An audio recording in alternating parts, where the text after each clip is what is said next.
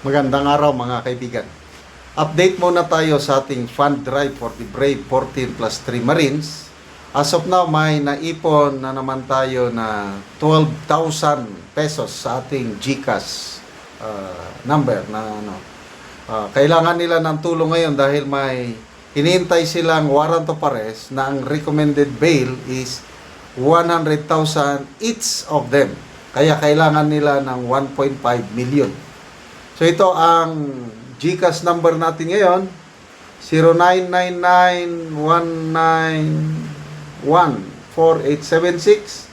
Pangalan is Reniboy Julian. Address niya is Panipuan City of San Fernando, Pampanga. Pwede na rin kayong magpadala sa Sendwave, Palawan, Cebuana sa number na ito. Bigyan natin ng reaction ngayon itong article o post ng Bilyonaryo News Channel. House Prosecution Panel Advisor. Grabe. Advisor, ex-Congressman Robert H. Barber said they will not order Colonel Raymond Dante La Chica to appear as a witness before the Senate impeachment trial of BP Sara yet, calling his possible testimony a potential risk. Delikado. Okay, so basa tayo sa mga comments. Sabi ni Ferdinand, how will you know the real things if you are afraid of being asked to testify, Colonel La Chica? Ano pa? Bakit ayaw? Takot? I don't think everyone on the prosecution team shares that view. Let him take the stand as a hostile witness, better yet. That way, we'll finally get to know what's really going on. Yun nga, kung ang hangad nila is transparency, accountability, katotohanan, the most logical thing to do is to require Colonel La Chica to testify. Total, handang-handa naman itong opisyal na ito na titistigo. Nagbigay na siya ng kanyang statement na I'm ready, I'm prepared to tell the truth. So, hinihintay na lang ang desisyon ng prosecution kung ipasubpuena nila na mag-testify si Colonel La Chica. Kailang, sa mga statements ng prosecution panel, lahat sila nagsasabi na wag. Ang mga narinig kong, alam kong nagsalita na pinakauna si Congresswoman Luistro, ang lead prosecutor. Sinugundahan ni sino ito? Sinigundahan ni Congressman Joel Chua. Tapos nagsalita rin yung spokesperson nila, at the same time prosecutor, si Attorney Benjamin Tolosa. Pang-apat itong si advisor. May advisor pa. Sinisilduhan natin itong advisor na ito. Ang galing, ano? Advisor, Ace Barbers. Tapos, nagsalita rin si Congressman Abante. Sabi niya, hindi na kailangan. So, sino ba? Wala pa akong na-monitor sa prosecution team or sa Congress na nagsasabi na tawagin. Among the private prosecutors, tahimik sila eh. But sinabi ni Congresswoman Luistro na pinag-uusapan pa daw. Na banggit niya sa isang press con na opinion lang niya yun. Yung pagsabi niya na no need to call Colonel La Chica. So, ang publiko nananawagan, natawagin siya Colonel La Chica. Mismo na si Mr. Ted Filon, sa kanyang programa, in-interview niya yung spokesperson ng prosecution, si Attorney Tolosa. Bakit ayaw yung tawagin? Nakakapagtaka. So, kung ano-anong ini-explain ni Attorney Tolosa na ang suma total is, yun, risk. Delikado. Tinitimbang-timbang nila. Pati na rin mismo si presiding officer Chis Escudero ang nagtanong, bakit ayaw niyong tawagin si La Chica? Oh, di ba?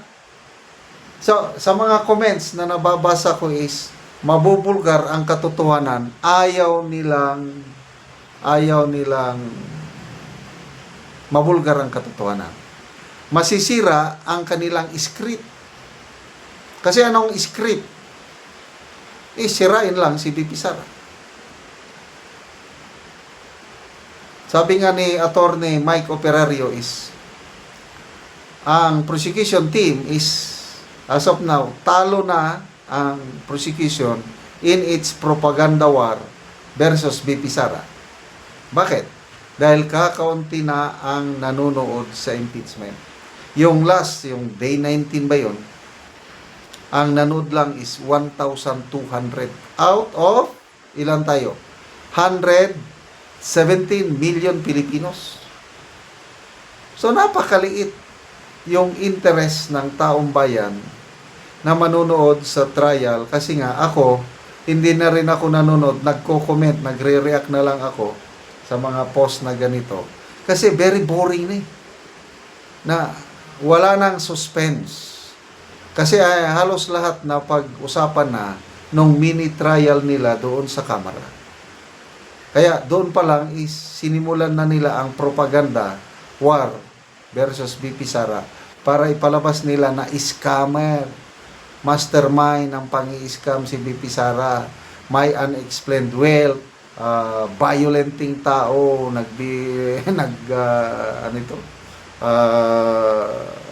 nananakot nga, gurgurin niya. So,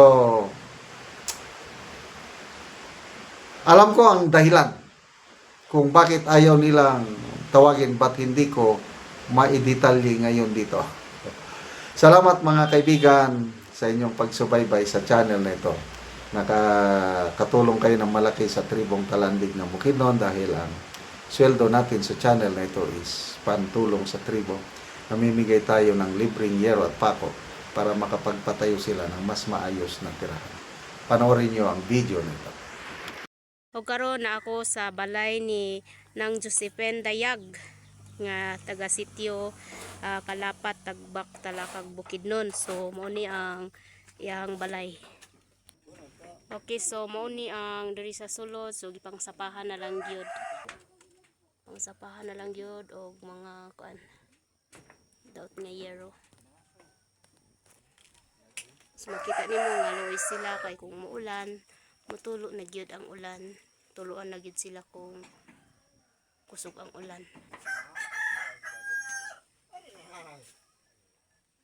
Pangsapahan na lang gyud, oh. So karon magkuan sila, magpuli sila og atok. So mo ni ang natag sa ilang nga yero nga ridge, so napulo ni kabuo.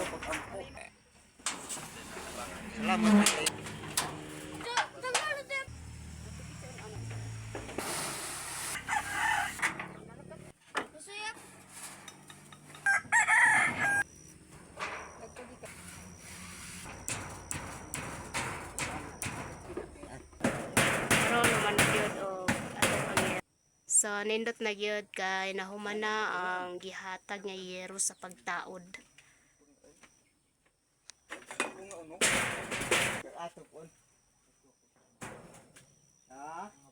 O karon human na gyud og atop ang imong balay, ante. So unsa imong masulti? Dako kaayo kong pagpasalamat nga naabot na ang sin nga nahatag sa ako nga nakaatop ra gyud ko. O so dako gyud kay imong pasalamat te. Oh, dako gyud.